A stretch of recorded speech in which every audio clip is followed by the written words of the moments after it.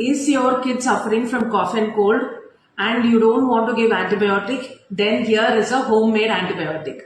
Homemade antibiotic is just a term, but it's simply a homemade remedy for cough and cold. Mix 12 teaspoons of honey, 1 chopped red onion and 4 cloves of garlic crushed well. Stir them well and make it stay for overnight or for 6 hours.